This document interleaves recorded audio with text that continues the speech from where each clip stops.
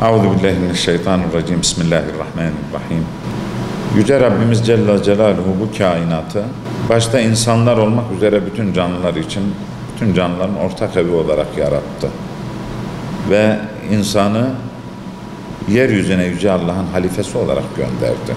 Ve yeryüzünde bulunan bütün varlıklar, canlı cansız bütün varlıkları da insanın emrine amade kıldı, emrine musahhar eyledi, hizmetine verdi. Ancak tabii kaynaklar, yeraltı ve yerüstü kaynakları sınırlıdır. İhtiyaçlar sınırsız, ancak eldeki malzemeler ve elimizde bulunan yeraltı, yerüstü, bitkisel, hayvansal varlıklarımız sınırlıdır. Bu manada bunları idareli, ölçülü, iktisatlı kullanmakla emrolunmuştur. Dini mübini İslam kesinlikle israfı yasaklamıştır. İsrafın manası haddinden fazla, ihtiyaçtan fazlasını kullanmaktır, tüketmektir. Resul-i Ekrem Efendimiz Fırat'ın kıyısında abdest alınsa bile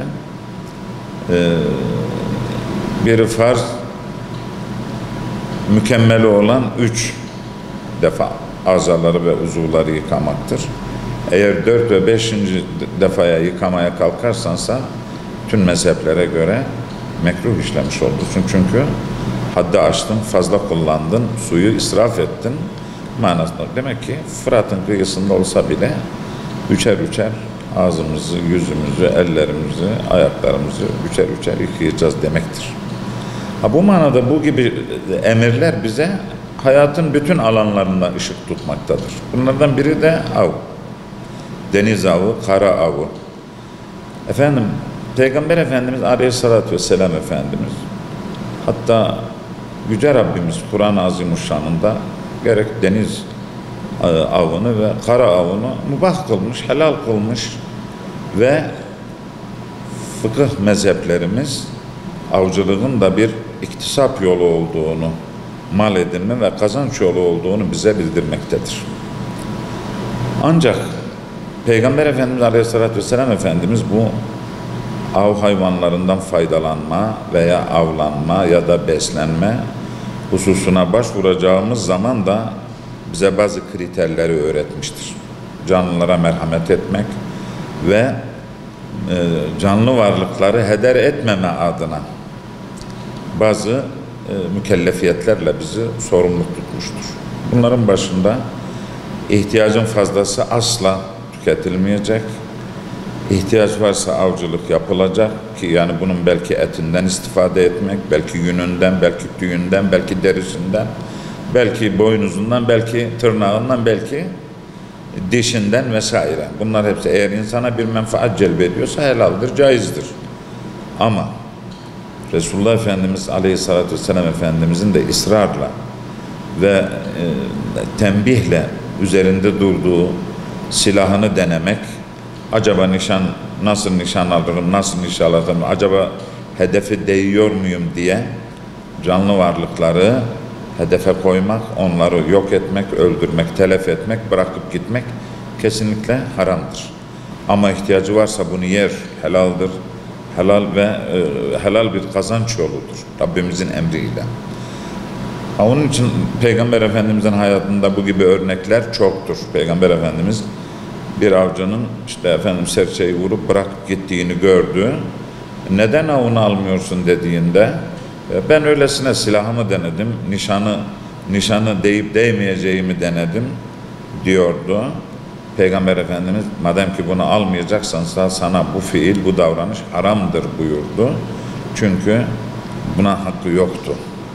O manada özellikle son dönemlerde devletimiz av sezonunun açılması, av ve avcılığın yasaklandığı bazı dönemler var. Özellikle bu kara hayvanları için, deniz hayvanları için, bu hayvanların üremesi ve çoğalması için Yüce Rabbimizin takdir ettiği zaman dilimleri çok önemlidir.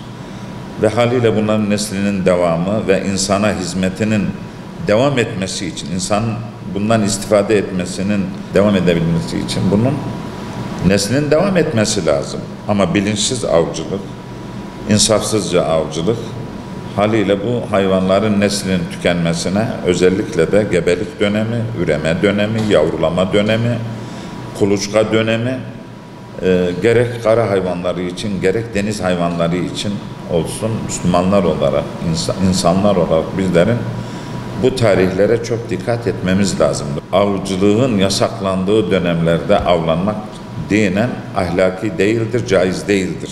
Çünkü ya bu hayvan ya karnında yavrusu vardır ya da yeni yavrulamış yuvasında canlı bir yavrusu vardır ya da yumurtadan çıkmak üzere olan bir yavrusu vardır. Haliyle özellikle de biz anız yangınlarında vatandaşın dikkatini bu noktaya çekiyoruz. Yeni yavrulamış yuvadaki kuş yavruları yanmış, kül olmuş, közlenmiş. Ekinlerin arasında gezen ya da anız arasında gezen diğer canlılar, yuvalarında bulunan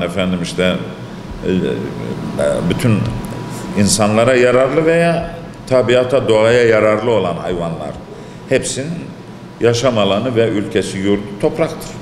Toprak üstünde ve altında yaşayan bütün hayvanların hayatına son verilmekte ve hem geleceğimiz açısından topraklarımız çoraklaşmakta hem de bu hayvanların neslinin tükenmesini hızlandırma noktasında insanlarımızın bilinçsizce, pervasızca davrandıklarını görmekteyiz. Onun için anız yakma hususunda bunu uyarıyoruz. Bu insanın tedbirsizliğinden dolayı. Ama bu tedbirsizlik avlanma neticesinde olmuş.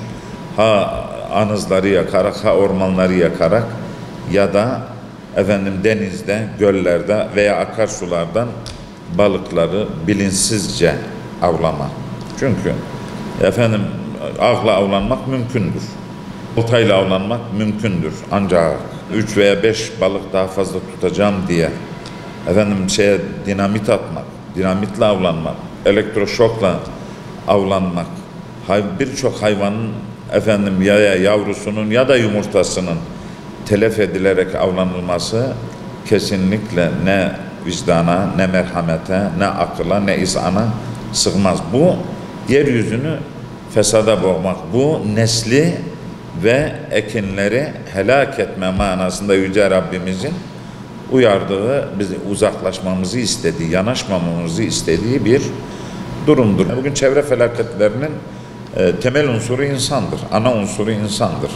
Yani insan kendi geleceğini, kendi sonunu kendi eliyle kendisi sonlandırmaktadır. Ama bu dünya evimiz hepimiz için ve eşref-i mahlukat olarak yeryüzüne Yüce Rabbimizin kendi halifesi olarak gönderdiği insanın hizmeti içindir. Onun için lütfen merhameti, acımayı, şefkati elimizden bırakmayalım. Yüce Rabbimizin bize helal kıldığı avı helal dairede, helal çerçevede kara avlarından ve deniz avlarından o şekilde istifade edelim. Toplu imhalara, toplu ölümlere ve katliama neden olacak her türlü kötü hareketten sakınmalıyız.